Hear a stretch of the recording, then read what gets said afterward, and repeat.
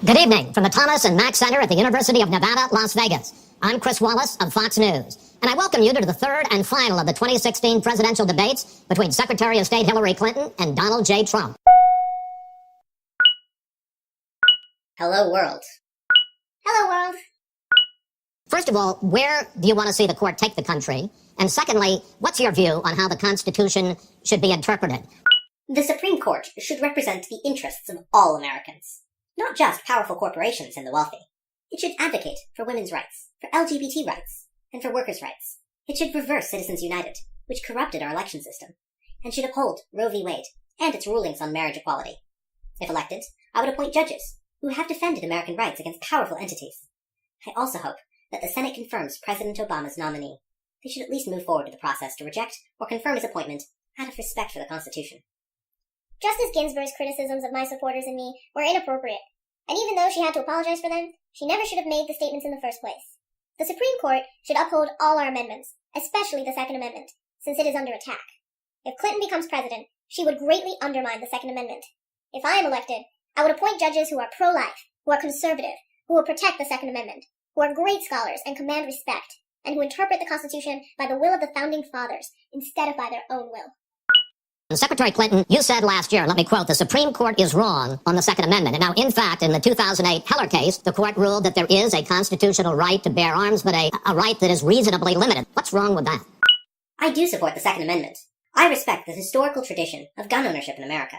However, I disagree that supporting the Second Amendment requires a blanket disapproval of gun regulation, even as 33,000 people die each year from guns. I advocate for comprehensive background checks and support closing the online and gun show loopholes for purchasing guns. Regarding the Heller decision, I disagreed with the court's characterization of the law in the case, which required gun owners to safely store their guns, as an unreasonable regulation. I acknowledge that the court has since accepted other reasonable regulations on guns. The Heller decision was well crafted, but Clinton was extremely angry with it. Her reaction upset many people who believe in the Second Amendment. I was upset with the Heller decision because some people who keep loaded guns in their homes do not take appropriate safety precautions and endanger young children. Of course I respect the Second Amendment. The NRA has endorsed Trump and spent millions of dollars on ads against me, and it's unfortunate because I want us to agree that common-sense gun regulations are not inherently at odds with respecting the Second Amendment. Let me bring Mr. Trump back into that because, in fact, you oppose any limits on assault weapons, any limits on high-capacity magazines. You support a national right-to-carry law. Why, sir? Chicago has more gun violence and tougher gun laws than any other state in America. It demonstrates that increasing gun regulations do not reduce gun violence. I strongly support the Second Amendment and take pride in my record-fast endorsement by the NRA. If elected, I will appoint Supreme Court justices who will defend the Second Amendment. Do you want the court, including the justices that you will name, to overturn Roe v. Wade? If elected, I will appoint pro-life judges who will return power to the states and allow them to decide what to do regarding abortions. I strongly support Roe v. Wade because it guarantees a woman's constitutional right to make intimate healthcare decisions for her body. Many states restrict this right by defunding Planned Parenthood, which offers women cancer screenings and other healthcare services. Trump supports defunding Planned Parenthood and approved of shutting down the government to do so. I will instead defend Planned Parenthood, Roe v. Wade, and women's healthcare rights.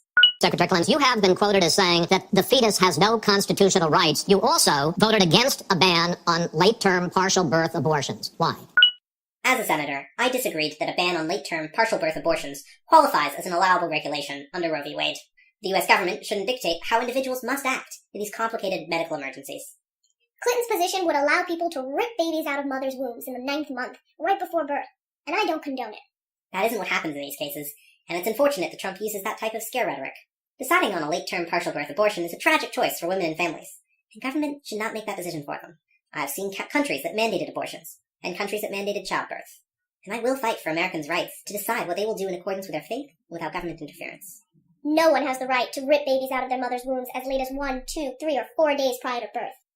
Mr. Trump, you want to build a wall? Secretary Clinton, you have offered no specific plan for how you want to secure our southern border. Mr. Trump, you are calling for major deportations. Secretary Clinton, you say that within your first 100 days as president, you're going to offer a package that includes a pathway to citizenship. Why are you right and your opponent wrong? Clinton wants to give amnesty and have open borders, but her plan is unfair to people who have waited to immigrate legally for years and endangers our country. In the audience tonight are 4 mothers whose children have been killed by illegal immigrants. Over 16,500 ICE agents endorsed me last week. They know our border issues best, and they want strong borders. People in New Hampshire complain to me most about the problems caused by Clinton and President Obama. And the largest problem with our unsecure border is the influx of drugs like heroin, which destroys American youth and feeds money to drug cartels. If elected, I will build a wall, which the ICE agents who endorse me support, and I will immediately remove drug lords who are here illegally. We can only determine what to do with the rest of our illegal immigrants after we remove the bad hombres out there. We have 11 million undocumented immigrants, with 4 million children who are American citizens. I don't want an immigration plan that will separate those families. Trump wants to deport every undocumented immigrant, and his deportation force would create a situation contradictory to our national identity. As a senator, I voted for border security, and my immigration reform will include border security that prioritizes removing violent people. As for Trump's wall, he failed to confront Mexico's president about it in their meeting, and started a Twitter war when their president later said Mexico will not pay for his wall. Since I respect our nation's historic ties to immigrants and our laws, I promise to introduce immigration reform that includes a path to citizenship within the first 100 days of my presidency. My meeting with Mexico's president was good, and he's a very nice man. If I'm elected, I will improve our trade deals with Mexico. Bill Clinton's NAFTA deal was the worst trade deal ever signed by any nation.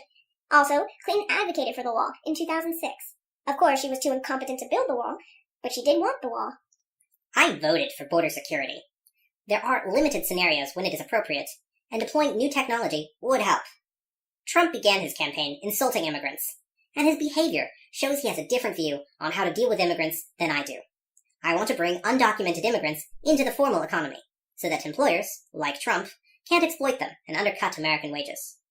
Nobody knows or discusses it, but President Obama has already deported millions of people. Clinton just won't admit it. When dealing with illegal immigrants, we must remember that we are a country of laws. We either have a country and a border or not. Illegal immigrants could become citizens, as in Clinton's plan, but it would be unfair to prioritize them over others who applied for citizenship legally. Clinton's plan would also create a trade disaster. To call my immigration plan open borders is a rank mischaracterization of my proposed reforms. We would not have open borders. We will have secure borders. And this issue is bipartisan. Both Reagan and George W. Bush supported immigration reform. Secretary Clinton, I want to clear up your position on this issue because in a speech you gave to a Brazilian bank for which you were paid $225,000, we've learned from the WikiLeaks that you said this, and I want to quote, "My dream is a hemispheric common market with open trade and open borders." So that's the question. Is that your dream, open borders? If you read the rest of that quote, it will reveal I was discussing the trade of energy specifically. We trade more energy with our neighboring countries than with the rest of the world combined. I want America to have a hemispheric electric grid because it would benefit us immensely. Also, that quote came from WikiLeaks, who obtained it from the Russian government. 17 American intelligence agencies confirmed that Putin's government has conducted espionage to influence our election. The most important question of this debate is whether Trump will finally admit and condemn Russia's unprecedented interference in our election. Clinton wants open borders and wants to allow 550% more Syrian refugees than President Obama, who allowed in thousands and thousands of people. They don't know the intentions of these people, but she would still allow them in masse. If I'm elected, we will stop radical Islamic terrorism. Neither Clinton nor President Obama will even say radical Islamic terrorism. Now, regarding Putin, I don't know him personally, but I believe that it would advantage America if we got along, and if Russia and the US worked together to fight ISIS. Putin doesn't respect Clinton or President Obama, and we should be concerned that Russia has expanded its number of nuclear warheads to 1,800 when we have not. Putin doesn't respect or favor me because he would rather have a puppet like Trump be president of the United States. I'm not Putin's puppet. You're his puppet, Clinton. Trump clearly won't admit that Russia has committed cyber attacks against the US, despite evidence from 17 American intelligence agencies. He won't admit that he encouraged such espionage against us in the past, that he continues to accept help from Putin for his campaign, or that he would willingly promote Putin's interests. I find his actions disturbing. He should take a stand against the Kremlin. I doubt that Russia actually committed these cyber attacks. Neither Clinton nor our country has any idea whether those attacks came from Russia, China, or anyone else. Again, Trump would rather believe Putin than America's military and civilian intelligence professionals, committed to protecting our nation. Clinton dislikes Putin only because he outsmarted her. Putin outsmarted her in Syria every step of the way. Even if you don't know for sure whether they are, do you condemn any interference by Russia in the American election? Of course I condemn any interference by Russia or anyone else. I have never met Putin, but I believe that America could benefit from good relations with Russia. Putin outsmarted Clinton and President Obama in many arenas. He outsmarted them in Syria and with missiles. Russia can create warheads when we can't. And while we have spent $6 trillion in the Middle East, Russia has taken over it. Clinton has been outplayed worse than anyone else I've seen in government ever. Trump's criticism of my work with nuclear weapons are ironic, given his cavalier attitude towards nuclear weapons. He even advocated for countries like Japan, Korea, and Saudi Arabia to get nuclear weapons. 10 people, who were responsible for launching nuclear weapons if commanded by the president, have said they wouldn't trust Trump with our nuclear codes. I do not have a cavalier attitude towards nuclear weapons. 200 generals, 21 admirals, and 21 Congressional Medal of Honor recipients have endorsed me. I never advocated for other countries to get nuclear weapons. I said that we can't continue to afford defending them because it costs us a fortune, and our allies take advantage of us. Clinton has lied before, and she's lying now. I'm just quoting Trump's response when he was asked about a potential nuclear competition in Asia, in which he said they should go ahead and enjoy themselves. You won't find a quote from me. I didn't condone nuclear attacks by Asian nations. I said that they should defend themselves. Trump wants to tear up our alliances. I think they make us, and the world, safer. I would work with our global allies to maintain peaceful relations. You also have very different ideas about how to get the economy growing faster. Please explain to me why you believe that your plan will create more jobs and growth for this country, and your opponent's plan will not. I believe that America thrives when its middle class thrives. So my plan will grow the economy by increasing opportunities for middle class families. I want us to have the biggest job programs since World War II for infrastructure and advanced manufacturing. I want us to compete with high-wage nations, create clean energy jobs to combat climate change, help small businesses, raise the national minimum wage, ensure equal pay for women, and make wealthy Americans pay their fair share. I want more technical education in high schools and community colleges, more apprenticeships for American youth, and debt-free colleges. With a plan I created in collaboration with Bernie Sanders, I want to eliminate tuition costs for public colleges and universities for families making less than $125,000. Independent experts say that my plan could produce 10 million new jobs. In contrast, Trump's plan might cost 3.5 million jobs, add $20 trillion to our debt, and risk another great recession through tax cuts to wealthy Americans and corporations. It would be trickle-down economics on steroids. Clinton's plan will double your taxes. I also want to tackle our tuition problems, but Clinton's solutions will cost the public a lot in taxes. Going back to our last question, I want to re-emphasize that Japan, Germany, South Korea, and Saudi Arabia, not to point anyone out, aren't paying us enough for the defense we provide them. I got a lot of credit for getting NATO to pay up after I pointed out our payment disparity there, and while I'm a fan of NATO, they need to pay up more. Clinton venerates our alliances, but it's hard to enforce payments when you exalt your allies. We need to nicely tell these nations to help us out financially. After all, President Obama doubled our national debt to $20 trillion during his regime. In my plan, we will renegotiate our trade deals, especially Bill Clinton's disastrous NAFTA deal, which lost many American jobs to Mexico and other foreign nations. If we can't change NAFTA, we'll terminate it. If we can't replace it with new deals, then we'll divorce our trade partners over accepting any new disastrous trade deals. And my plan will also bring back jobs, massively cut taxes, rescue the $2.5 trillion stranded in offshore accounts, and cut business taxes so businesses can hire people. And we need this plan, because our country is dying at 1% GDP. Trump's plan would enact the largest tax cut in American history, 3 times greater than the Bush administration's tax cuts, and add $20 trillion to our national debt. I have promised repeatedly in my campaign not to raise taxes on anyone making $250,000 or less. I will not add a penny to our debt. During Bill Clinton's presidency, we transformed our $300 billion deficit to a $200 billion surplus, with a chance at eliminating the national debt. During President Obama's presidency, he inherited our worst economic disaster since the Great Depression, and yet cut the deficit by 2/3. So we know from these examples that we can control our debt, and that investing in new jobs, education, and skill training is critical to gaining that control. Secretary Clinton, I want to pursue your plan because it is similar to the Obama stimulus plan in 2009, which has led to the slowest GDP growth since 1949. You told me in July when we spoke that the problem is that President Obama didn't get to do enough in what he was trying to do with this stimulus. So is your plan basically even more of the Obama stimulus? My plan is a combination. When I was a senator, I witnessed the distress of the Bush administration team over what was happening to our economy. President Obama saved our economy, and he didn't get the credit he deserves for making the hard decisions that rescued us from that terrible recession. Now that we're stable, we need to invest in the middle class, not in the highest class, to build forward momentum. My plan won't add a penny to the debt, and will enable Americans to take new, higher-paying jobs. We are already seeing increases in incomes and jobs. I believe we can get the whole economy moving in that direction. Mr. Trump, even conservative economists who have looked at your plan say that the numbers don't add up, that your idea, and you've talked about 25 million jobs created, 4%, is unrealistic. And they say, with oil prices as low as they are right now, that's unrealistic as well. Your responses? To clarify, my plan will create those jobs over 10 years. Our country's economy is stagnant. We have a GDP around 1%, which I believe will continue to decrease, and which is lower than the GDP of India at 8% and of China at 7%. Our jobs report last week was anemic. We've lost our jobs and our businesses, and China and Vietnam took over what we used to manufacture. While Clinton claims Bill Clinton improved our economy, his NAFTA deal, the worst trade deal in our history, hurt us tremendously after he left office. Now Clinton wants to sign the Trans-Pacific Partnership deal. And fact checkers prove that she lied in the last debate about not calling it the gold standard. And TPP will be as bad as NAFTA. I have been against TPP ever since I saw the final agreement. I will continue to be against it after this election, and if I'm elected president. Ironically, Trump has contributed to our trade issues. He outsourced jobs for his company to 12 countries, including Mexico. He bought Chinese steel and aluminum, which he used even in the construction of Las Vegas Trump Hotel nearby. While I fought hard against Chinese steel as a senator and Secretary of State, he capitalized on the problem, and he now covers it up with crocodile tears for American workers. If I'm elected, I will appoint our first trade prosecutor in American history. We will enforce our trade deals and search for businesses who will commit to buying our products. Clinton has been battling our trade issues for 30 years and never done anything about them. I admit that she has more experience than I do, but her experience is awful. If she took issue with my use of Chinese steel, why didn't she stop me? I wouldn't have minded. She never gets anything done, and the $6 billion missing from the State Department under her watch proves it. If she becomes president, America will be a mess. What he said about the State Department is untrue and has been repeatedly debunked.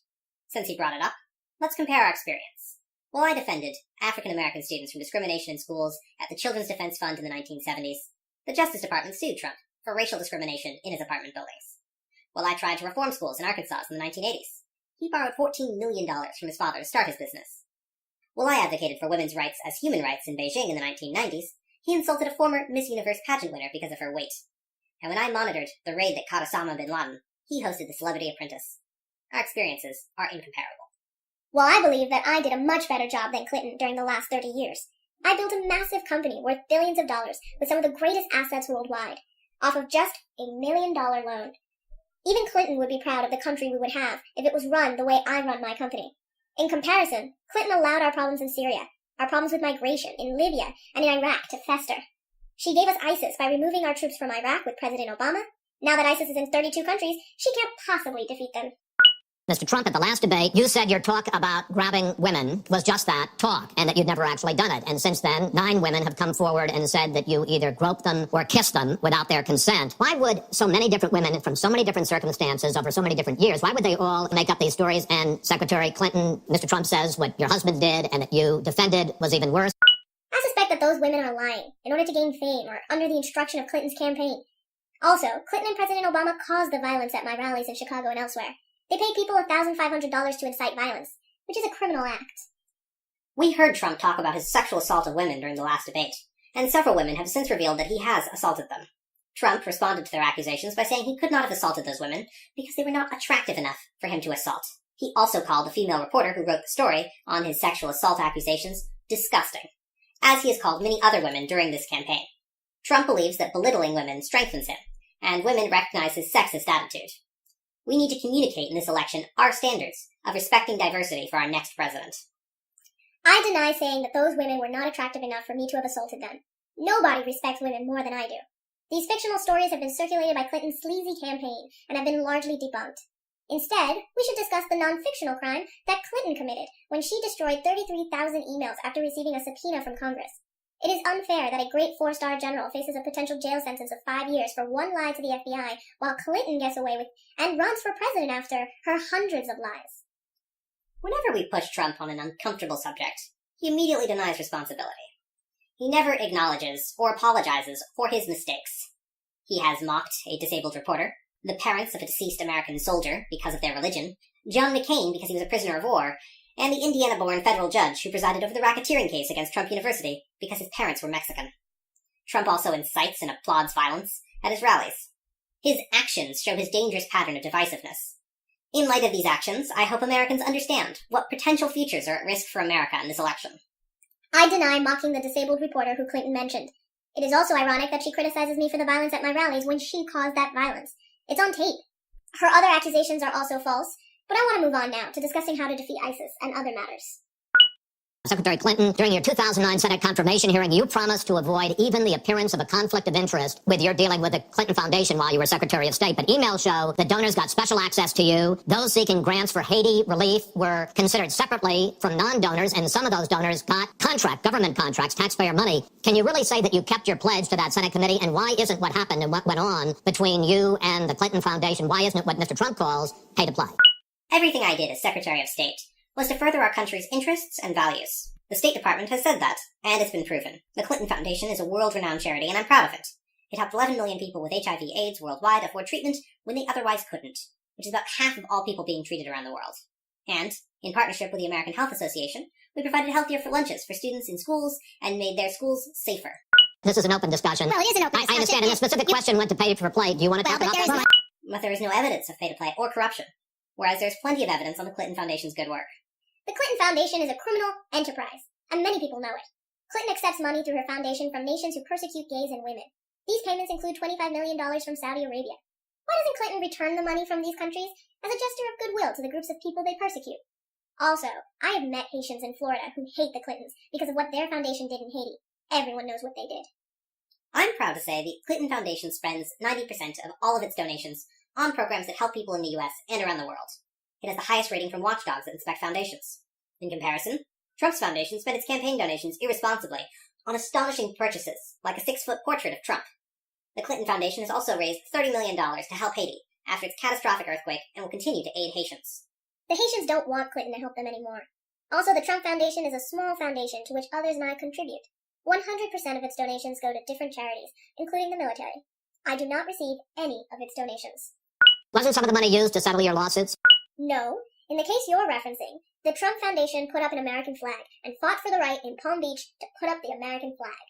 Palm Beach to put up. There was a penalty that was imposed by Palm Beach County. There and the was. money came There from was. your foundation. And by the way, the money went to. That money went to Fisher House, an organization that builds houses for veterans and disabled vets. Of course, we can't verify his claims because he refuses to release his tax returns. He is the first presidential candidate in over 40 years to refuse to release their federal tax returns. But unlike Trump and his foundation, the Clinton Foundation's tax returns are publicly available. And we learned in the last debate that Trump has not paid federal income tax for many years. I find it astonishing that half of all undocumented immigrants in America pay federal income tax, but not Trump. People like Clinton entitled billionaires like me to avoid federal income taxes by passing laws to take massive amounts of depreciation on other charges. We just take advantage of those laws. Most of Clinton's donors do the same thing as me, except worse. And Clinton could have changed the law when she was senator, but she didn't, because she accepts so much money from her donors. And I was watching the ad she put out against me for my apartment and my hotel down the street. A hotel that is made of Chinese steel. And I watched all your false ads, all paid for by your Wall Street friends who fund you because they know you will protect them. If you didn't like how I avoided federal income taxes, then you should have changed the laws. Mr. Trump, you have been warning at rallies recently that this election is rigged and that Hillary Clinton is in the process of trying to steal it from you. Your running mate, Governor Pence, pledged on Sunday that he and you, his words, will absolutely accept the result of this election. Today, your daughter Ivanka said the same thing. I want to ask you here on the stage tonight, do you make the same commitment that you will absolutely accept the result of this election? I'll consider it after the election ends. The media is dishonest and corrupt. The New York Times wrote about the media's unfair pile-on against me, but even they don't care. They're all poisoning voters. But I believe that the voters have seen through the media's dishonesty. We'll see on November 8th. Additionally, Pew Report and other places found that millions of people who shouldn't be registered to vote are. And Clinton shouldn't even be allowed to run for president because of what she did with her emails and other things. For these reasons, I consider this election rigged.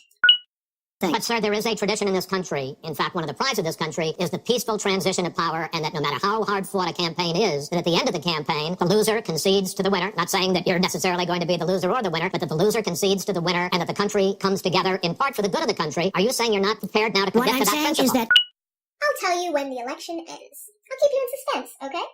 Trump's statement is horrifying. His behavior follows a troublesome pattern of accusing anything not going his way of being rigged against him. Just a few examples include when the FBI concluded that there was no case in the investigation into my emails, when he lost the Wisconsin primary, when Trump University was sued for fraud and racketeering, and when his television program didn't win an Emmy 3 years in a row.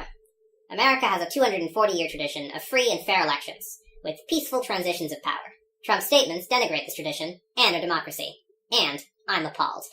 My television program should have won an Emmy during those years. Also, I find disgraceful the actions of the FBI and Department of Justice, including the Attorney General's meetings with Bill Clinton in the back of an airplane on a tarmac in Arizona. The Iraqi offensive to take back Mosul has begun. If they are successful in pushing ISIS out of that city and out of all of Iraq, will you put U.S. troops into that vacuum to make sure that ISIS doesn't come back or isn't replaced by something even worse? I'm encouraged by the Iraqi military offensive in Mosul, but I would not support putting American soldiers in Iraq as an occupying force if the offensive succeeds. I believe it's not in our interests, and may inspire the reconstitution of ISIS. Our goal now is to take back Mosul, which I admit will be difficult, and then press into Syria and ISIS's headquarters in Raqqa. It will be challenging. Syria will continue to inspire terrorism for as long as their civil war persists, aided and abetted by Iran and Russia. We need an intelligence surge, and regulations on gun purchases for people on no-fly lists to protect us from ISIS domestically. And I will continue to advocate for a no-fly zone and safe havens within Syria to protect Syrians and slow the outflow of refugees.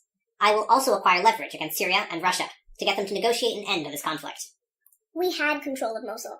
We're only fighting for control over Mosul now because Clinton lost us Mosul by voting to invade Iraq and then removing our troops from Iraq, allowing ISIS to step into Mosul. We will control Mosul eventually, but it will be tougher than originally anticipated, and there will be many more deaths than expected. When we do retake control of Mosul, the ISIS leaders that we had hoped to catch through this offensive will be long gone, because we announced our plan 3 months ahead of time. The real reason we're conducting this offensive is because they want Clinton to look tough in order to help her election campaign. Iran should thank us, not only for the stupid deal we allowed that will absolutely give them nuclear weapons, but also for handing Iraq over to them. Iran will ultimately take Iraq. I've already apologized for my mistake in voting for our invasion into Iraq. However, Trump continues to deny that he also supported the invasion, even though you can easily Google up evidence to the contrary. I suspect he's hiding his past endorsement in order to look better than me, since I voted for the invasion. It's important to understand the complexity around Mosul. We need to bring Baghdadi to justice, like we did with Osama bin Laden while Trump hosted The Celebrity Apprentice. We need to capture their leadership. Taking Mosul will be difficult, because several thousand fighters are prepared to defend it. But I believe we can succeed, and then move on to Syria and Raqqa. I'm amazed, though, that Trump believes our offensive into Mosul is solely to benefit my campaign. It's one of his many long-standing conspiracy theories. Every time he talks, Trump shows he's unfit for the presidency. I deny that there is evidence showing that I supported our invasion of Iraq. We don't gain anything from our offensive in Mosul. Iran will take over Iraq. We could have gained from this offensive if we had done it by surprise. I'm not unfit for the presidency. Clinton is. Clinton mistakenly believes ISIS's leaders are still in Mosul after announcing our offensive in advance. John Podesta said she has terrible instincts. Bernie Sanders said she had bad judgment. And I agree with both of them. You should ask who Bernie Sanders supports in this election. He has said while campaigning for me around the country that Trump is the most dangerous person to run for president in the modern history of America. And I think he's right. Bernie Sanders' support of Clinton is a big mistake. Mr. Trump, in the last debate, you were both asked about the situation in the Syrian city of Aleppo. You said several things in that debate which were not true, sir. You said that Aleppo has basically fallen. Well, there are 250,000 people still living there and being slaughtered. And you also said that Syria and Russia are busy fighting ISIS. In fact, they have been the ones who've been bombing and shelling eastern Aleppo, and they just announced a humanitarian pause, in effect admitting that they have been bombing and shelling Aleppo. Would you like to clear that up? Aleppo is a disastrous humanitarian nightmare. It has basically fallen from any standpoint. What do you need to prove it? A signed document? Just look at it. They are being slaughtered because of bad decisions, many of them by Clinton. She pushed Assad to ally with Russia and Iran by fighting him. We empowered Iran by giving them back $150 billion and $1.7 billion in cash. Assad, Russia, and Iran don't want ISIS. We would have been in better shape if Clinton had done nothing at all. Instead, her actions caused the greatest migration of Syrian refugees, in which she's accepting tens of thousands of Syrians into America, who are definitely, in most cases, ISIS-aligned. We give the rebels lots of money and other resources, but we don't know who they are. And in the unlikely event that the rebels overthrow Assad, a worse person could take over. Secretary Clinton, you have talked about in the last debate and again today that you would impose a no-fly zone to try to protect the people of Aleppo and to stop the killing there. President Obama has refused to do that because he fears it's going to draw us closer or deeper into the conflict. And General Joseph Dunford, the chairman of the Joint Chiefs of Staff, says, you impose a no-fly zone, chances are you're going to get into a war, his words, with Syria and Russia. How do you respond to their concerns? Secondly, if you impose a no-fly zone and a Russian plane violates that, does President Clinton shoot that plane down? I believe a no-fly zone could save Syrian lives and end the conflict.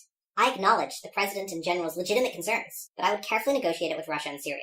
In the negotiations, it would be clear that our purpose is to provide safe zones on the ground, assisting dislocated Syrians while preserving our fight against ISIS. Trump repeatedly claims I will let in dangerous refugees. I refuse to arbitrarily deny asylum to women and children, and I will carefully vet all refugees who enter the U.S. We must simultaneously work with American Muslim communities to identify domestically grown radical terrorists. I will defeat ISIS, manage what threats exist in Syria and Iraq, and improve our strategy for reducing domestic terrorism. Clinton's claims that she will defeat ISIS are ridiculous. We never should have let ISIS form, and now they're in 32 countries. We recently had a ceasefire in Syria during which Russia took control of a lot of land before saying they didn't want the ceasefire anymore. I assume, since Clinton wasn't there, that she had nothing to do with that event, but America is outplayed on missiles, on ceasefires, by Putin and Assad, and nobody can believe how stupid our leadership is. Our national debt as a share of the economy, our GDP, is now 77%. That's the highest since just after World War II. But the Nonpartisan Committee for a Responsible Federal Budget says, Secretary Clinton, under your plan, debt would rise to 86% of GDP over the next 10 years. Mr. Trump, under your plan, they say it would rise to 105% of GDP over the next 10 years. Why are both of you ignoring this problem? They're wrong. I will create tremendous jobs and increase our GDP from 1% to 4 to 6%. If Clinton becomes president, she will bring our GDP down to less than zero. We're going to increase GDP by taking back outsourced jobs. We should also recruit our great business leaders to negotiate our trade deals, rather than the political hacks who currently negotiate them, whose authority comes from campaign contributions, and who are less smart than China. We will create an economic machine unlike any we've seen in decades, and it will send people back to work, allow people to earn more money, and inspire the growth and expansion of American corporations. I wonder when Trump thought America was great. After all, he's criticized our governments for decades. He even criticized President Reagan and paid $100,000 for an ad in the New York Times in 1987 to say what he says now, that we're the laughing stock of the world. He often approaches problems by putting himself in the middle, and asserting that only he alone can fix it, as he showed at his convention. To answer your question, though, I deny that my plan will add to our national debt. I value paying off everything in my proposal. I will pay for my investments in infrastructure, education, and reducing the price of prescription drugs by asking wealthy Americans and corporations to pay their fair share. Not only is there no evidence that this plan will slow or diminish our growth, I believe this reinvestment in the middle class will improve our growth. Trump and I disagree, I suspect, because of our different backgrounds. He was born to a millionaire, and I to a small businessman. And it affects our views on the economy. I did disagree strongly with Reagan on trade. We should have been tougher on trade, even then. I've been waiting, but no one has managed trade right yet. Will you, as president, consider a grand bargain, a deal that includes both tax increases and benefit cuts to try to save both programs? When I cut taxes, the economy will grow at a record rate and help the entitlements. We must also repeal and replace the disaster known as Obamacare. Obamacare is destroying our small and big businesses. It will cost us disastrous amounts of money in 2017, and the premiums will continue to rise to over 100%. At least people can now see how it raises premiums, because Clinton advocates for keeping Obamacare and making it worse. I have already called for putting more money into the Social Security Trust Fund, and my plan to raise taxes on wealthy Americans will enable us to do so. Both Trump and I will see our Social Security payroll contributions increase, assuming Trump doesn't figure out and exploit a loophole. At the same time, we should target long-term drivers, lower costs, increase value, and emphasize wellness. We could simultaneously reduce entitlement spending with increased resources and hard decisions. And we must raise the cap for the Social Security Trust Fund, or uncovering new ways of funding it. I will not cut benefits, especially ones for low-income workers and women's disadvantaged by our current Social Security system. However, Trump's tax plan will add $20 trillion to our national debt, which will strain Social Security and Medicare. Additionally, if Trump repeals the Affordable Care Act, then he will also repeal its extension of the Medicare Trust Fund solvency, which will worsen our Medicare problem. Clinton is such a nasty woman, and Bill Clinton disagrees with her on Obamacare. Tell the American people why they should elect you to be the next president. Because I'm reaching out to all Americans, no matter their political affiliation. Because I recognize the need for their cooperation to grow and make fairer our economy. Because I've witnessed the responsibilities of presidents personally, and understand the opportunity it provides to better American lives. Because I've devoted my career to helping children and families. Because as president, I will ensure that you have good jobs with rising incomes, and your children have good educations from preschool to college. You can't control people when they fund you, and Clinton raises money from the people she wants to control. We have a depleted military, and take better care of our illegal immigrants than our great veterans. We can't let it happen anymore. We disrespect our policemen and women, and our inner cities are a disaster. We need law, order, and justice. Clinton only pays lip service to African Americans and Latinos in order to secure their vote. We can't afford another 4 years of Obama. And that's what you get if you vote for her.